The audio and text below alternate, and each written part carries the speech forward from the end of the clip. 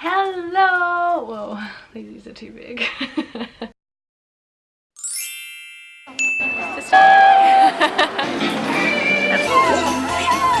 Hello everyone and welcome back. This video is very delayed of a video. When I had just come back from America and got to Australia, I did make a quick video asking you guys if you wanted to ask any questions about the Disney College program. So today's video is just answering all the questions you guys have about the Disney College program and basically my experiences with it. I am rocking my 15th anniversary Disney Sea ears, which are way too big, and I also am wearing a Mickey shirt, but it has a Mickey Mouse in the back.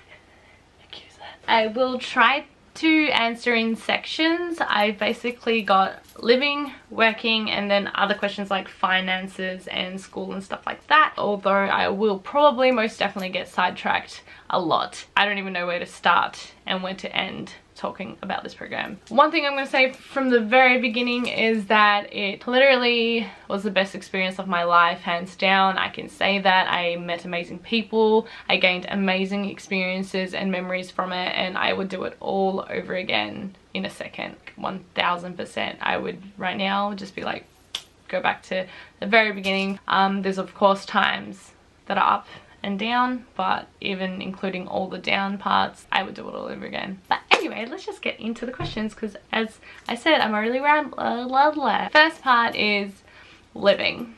Can you talk about the party scene and your experiences with that? Thank you to this person who asked me this question, but I was probably the wrong person to ask because I am not all that much about the party scene and stuff like that. When I was on the program, I was 22 turned 23, so I was definitely old enough even in the States to drink and all that. I did go out occasionally with my roommates and stuff. It was fun occasionally, but it's definitely not my like preferred way of spending my free time all days off. If you're into that stuff, there is plenty of opportunities. I know they had a thing called Happy Mondays where you had teams and it was like, oh, you can drink beer and blah blah blah, and then pretty much every single other night of the week they had party buses going to clubs. So if you like that stuff, there is plenty of it to do. It's just that I can't really talk about my experiences because I didn't really experience it. There's rumors all around that Vista Way is still like kind of the area that most people are more into that in a way, or security is a bit more chill there. Me and my roommates did host one night of a Aussie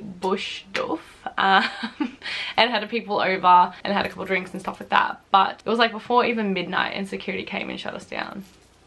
And there was a night where I was at Vista and I don't know, they didn't seem to give a flying when they had the doors open blasting music, blah blah blah. So I don't know, if you're into that stuff, maybe you should live this way. I don't know. That's all I can really say about the party scene, so I'm sorry if that didn't really answer your question, but hey. Can you room with other people who are not on the same program? Yes, it can happen, although if you want to request to live with someone else on a different program is very hard, because you can only request to live with people who have the same start date and end date as you, which most of the time it's only people from the same country as you. Even people from the same country can have different start dates and end dates. If you don't request, there is a chance you will be rooms with people from other programs or other countries, but it's like a luck of the draw. You don't know who you're going to be with. I did have friends who like, you know, oh, I want to experience living with other people, and they lived with New Zealand people, so it was kind of like not much of a difference. But I do know some other people who, like, people left the program or this and that, and then they got moved into a new house with people from overseas and stuff like that. So it's kind of all up to them. If you want to live with people that you request, you can only request people who have the same start and end date. So it's really hard to find anyone out of the same country you're coming from on the same program, because it's very rare that they actually give the same start and end dates to Americans and Australians and people from Germany and stuff like that. Was it hard living in a shared household? I had never lived out of home prior to the program. I had like lived with my friend for like a month or two and stuff like that, but it wasn't for like a long time. I didn't find it hard living with other people at all. We lived 6 people in my house, both the first half and the second half of my program, and it was 3 people per room. So we had a bunk bed and a single bed, which when I first got it, I was like, this is my worst nightmare. But it was awesome. I honestly think all my roommates were awesome, but I honestly think I lucked out because I heard a lot of horror stories of other roommates that people had, and like they requested to move out of their house and all this stuff. For me, it wasn't hard at all. I had very chill people who were very compromising, and it wasn't like somebody stole my food and anything like that. It was more like, can I borrow a slice of cheese? Thanks. And everyone was cool with it. So I didn't find it hard at all. I honestly liked it. And days where like I came home and there was no one home, actually it was really lonely and I did not like it. And I hated going back to not living with them because it was like an eternal slumber party that never ended, right? Next is working. Do they take into account industry preferences in terms of positions? I guess so. They definitely ask what you're interested in. Say you're interested in this because I'm studying this. They will take that into consideration. I believe that's what it was like for me. I think it's all up to you, like what you push for, in what role you want. If you want to relate your job into what role you want, or your study into what role you want, I think it's just a matter of you talking about what you want most out of the program and what role you want, more than them picking which industry to put you in. So it's totally up to you to convince them, I would say. Was Disney okay with your hair during the program? Did you always have to dye any regrowth? They were totally okay with me being blonde, even if it wasn't my natural hair color. They just need it to be a natural hair color. So it's not my natural hair color, but it is a natural hair color that exists, if you get what I mean. I did basically dye it once a month or two, but I never got told off for my regrowth because I dyed it before they could say anything in a way. But there was times where it was like a fair amount of regrowth and no one said anything. I didn't get in trouble for it or anything, but I did keep track of it and made sure that I dyed it before it was too noticeable. At Traditions, they did check it a little bit. I had it in a bun and my roots were a little different to like the ends of my hair, so there was like a slight difference. So they looked at it and like looked at the bun and they're like, you're okay. I never had a problem with my hair after that. The strictest they are is at Traditions. Once you're in, they're not as strict. But you may depend on your leaders or your area of work. I was in entertainment compared to something like food and beverage. I would say they might be a little more strict with certain things because of hygiene and things like that. It does depend on your industry and line of work, so don't take my word for it. But I was okay for my hair. What holidays do you get off? You don't get any off. When you apply for the program, in the description it does say so. It says that you must be able to work Sunday through Monday and all holidays, so you're not guaranteed any days off at all. I happen to have like Christmas Eve and Christmas Day and then New Year's Eve and New Year's Day off, just because they were my days off. Wednesday, Thursdays were my day off and they happened to land on the holidays, so I was super lucky, but not most people got that. So you're not guaranteed any days off whatsoever, but you do agree to that when you apply to the program, so it's not supposed to be a surprise. You're told from the beginning that you're not able to get time off, so that's that. Did I meet any celebrities? I did meet Tina Fey when I was working at Launch Bay, and I totally like showed my badge to see if we noticed we had the same name, but she didn't. Probably the only celebrity that I actually properly met. There was one like Disney actor in one of the Disney Channel shows, but I didn't know who it was. So, and I thought they were really annoying, and I was just like, can you just please take the photo, please? Technically I met them, but I don't remember who they were. I don't remember their names, so And then there was other times where Steven Tyler, Johnny Depp, Scarlett Johansson, Neil Patrick Harris and stuff were seen in the parks, like when I was working, but I didn't see them personally, so I didn't actually meet them. The only person that I can guarantee that I met was Tina Fey. Did you get any good discounts in the parks? I believe we get, oh my god, I can't remember. I think it's 10 or 20% on merchandise all the time, and then during Christmas seasons we get 40% off, which is really good. Other than that, we don't get anything. Holiday seasons we do also get coupons that we can get, like a free Mickey bar or a free drink or a free popcorn. Also other ones that you can use at restaurants, like discount on food, but that's about it. When I went to Disneyland in California, even when I worked at Disney World, we got like 20% off all food and beverage and all merchandise and stuff when we were there, which I think is like way better than Disney World. Anyway, but that's the discounts we got at Disney World. Are there easier times to get time off? I think the easiest way to do this is call scheduling. I don't know how it works for other roles though. This was just for me in entertainment, and I think it might be slightly different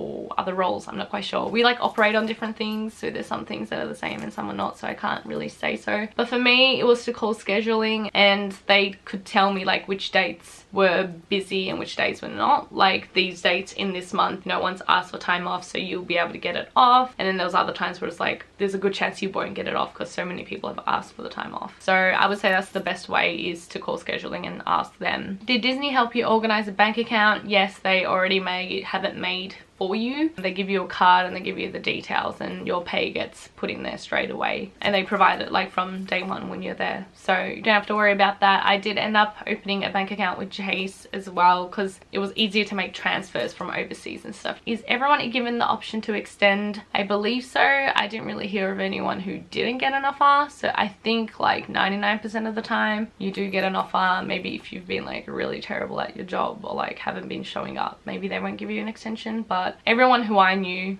got an offer for an extension. So yeah, I would say most of the time you do get the option to extend. The chances of working at Disneyland, if you're from Australia and New Zealand, they don't do college program for Australian and New Zealand people in Disneyland, California. It's only at Disney World. I believe it's only like Americans who get to do it at Disneyland. So I would say like very low chance, if nothing, because I haven't seen anything on it. Sorry if you've been trying to. I would have loved to do that as well, to work at Disneyland. Oh my god, such an amazing place. Other questions like finances and school. How much did it cost to get there? How much did I save? I had quite a bit of savings because I had been working all through university and I like saving money, so I didn't really have to like get a job to save up for the program. But I would say it would easily cost at least like $3,000 to start up. I would say you want at least $5,000 maybe. The minimum I would say is $3,000. My tickets to get there and back were like $1,800. Visas and fees and health insurance is a big one. It's like all that is probably like $1,000, and then you want like $500 to start up to get all like the essentials when you first arrive before your paycheck and stuff like that. If you do want a little more leeway, I would say $5,000 is like kind of what you want to start at, but that is if you don't want to travel or do anything before or after your program, because I ended up going to California twice. I went to New York as well, and then I went on 2 cruises, and I paid for one of the cruises and one of the trips to California with money I saved while working on the program, which not many people do. I was just good with my money, I guess. But then the other cruise and the trips after my program, like going to New York and then California, I did have to take out of my Australian account. So that's like me being good with money, and I still needed to like use money that I didn't earn from the program. So if you do want to do anything other than just live there, I would say to save a good amount, however much you think you need for hotels, flights and travel expenses. I don't even know, I'm not going to give a number because I don't know. If you're planning to do stuff other than the program, I would say you need to save money back home and do it while you're in Australia, New Zealand, because pay is a lot better in Australia and that before you go to America, and then you don't really have to worry about it. I would definitely recommend saving up like as much as you can if you don't want to struggle while you're there. What did you do about uni? Deferral, do it online. I just finished all my courses and I wasn't sure if I had graduated when I was in Japan, and then I got my results and I was able to graduate. So I was already like graduating when I found out that I got the program, so I didn't have to defer school or anything. But I did have a couple roommates who were going back to school and they just deferred. They weren't doing it online or anything, they literally just deferred it for a year and then just went back afterwards, which I think is totally fine. I just wanted the option to like be able to do whatever I wanted after I finished the program, because I felt like I wouldn't want to go back to school after it. How did the program work in terms of work / classes? I wasn't sure if this person meant Disney classes or uni classes. If you want to take classes at Disney, they guarantee the day off for you, so you don't have to worry about it. They will put the class on a day that you have off, and they like work in conjunction with your workplace that you can have the time off to go to the class. With uni classes, I can't say because I didn't do that, but I believe you have to do it in your own spare time, so it is a lot of work, especially when you work the full-time hours and then have to like do homework and do your classes for uni. in your spare time. Like, I would say that's a lot. So if you're gonna do it, be prepared to not sleep. Can you do the program from any college? Any restrictions? I believe not. I'll read what it says on the site. Accredited post-secondary university, TAFE, or polytechnic institution acquiring a bachelor's degree, diploma, or certificate. So you could even be going to TAFE to do the program. So I would say there's no restrictions. I think there is a section where you do select like which school you go to. I went to Swinburne in Melbourne, so it's like fairly well known, so the name was there. If the name isn't there, I don't know if you can type it in or not, but I believe there was a list that you selected your school from. Like, I'm not 100% sure. Were you able to sustain yourself with wages earned? I kind of talked about this before. If you just want to live there and do the minimum, like go out for lunch and buy a couple things, you can survive on the wages. But if you want to do anything outside of that, I would say you need to save money. It's very hard to travel on whatever you earn at Disney because you don't earn a whole lot, and you're only guaranteed 32 hours a week, which is like just enough to pay rent and pay groceries. Luckily I had like 40 hours on average, and sometimes I had like 50, 55, so I didn't really struggle with hours, but I know some people did. So if you do want to have a little more of a leeway and like not struggle, I would say to save money before you go. The actual dates I left and came back, can't quite remember. The flight was, I left on the 6th of August in 2015, I guess. Yeah, 6th of August 2015, and I came back on like July, I think it was like 12th or 13th on 2016. Did travel like a tiny bit before and then like a little bit after, so they weren't like the actual program dates. I can't exactly remember my program dates. I think it was like the 10th or 11th of August 2015 to like the 23rd of June or 22nd of June ish. It's basically like 10 or 11 months. It's not quite 12 months if you extend. I wish it was 12 months. I would have taken any little extra time that I could have got. How much in advance to the departure dates were you notified? From my memory, it was about 3 or 4 months prior to my starting date. I remember when I got it, I was like, okay, I got 3 or 4 months until I gotta go. Are they looking for qualifications or passionate / hard working people who don't have that much work experience? I would say the second, passionate, hardworking people, is more what they're looking for, even if you don't have experience.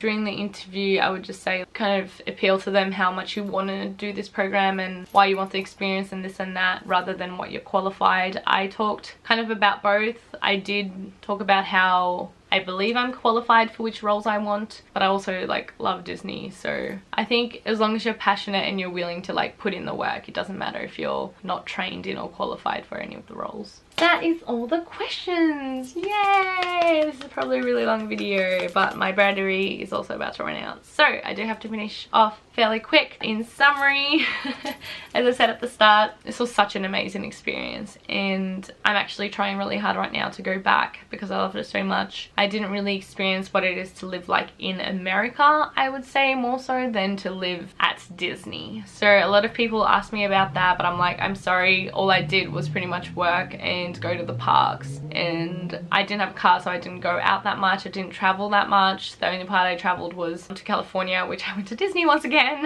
and New York, which I loved New York. I would love to go back. I spent like, I think it was like 5 days there, but it was amazing. I love New York. I would love to go back, and I would like to travel the rest of America, but another time. And I'm gonna go back. I know 100% I'm gonna go back. I'm actually really trying hard to go back. So I loved being there, but I would definitely say that I lived in a Disney bubble, and I think even if you like Disney or not, it's going to be a good experience either way. There's definitely things you can do that are not Disney, and there's definitely plenty of things that you can do that are Disney. I had roommates who aren't that into Disney, but they love the program. For me, it was like best of both worlds. Being able to live in a different country and experience the culture and meet a bunch of new people, amazing people, and to be able to work at Disney, which like I've loved since I was a child and has been a dream to be able to work at Disney. And it has shaped my future slightly, like the fact that I'm in Japan and at the job that I'm doing now, which I haven't actually said what it is, but I can definitely say it's because I did my program that I have the job right now. And the people that I've met, like my current boyfriend, I met him on the program, and I'm really, really glad I did.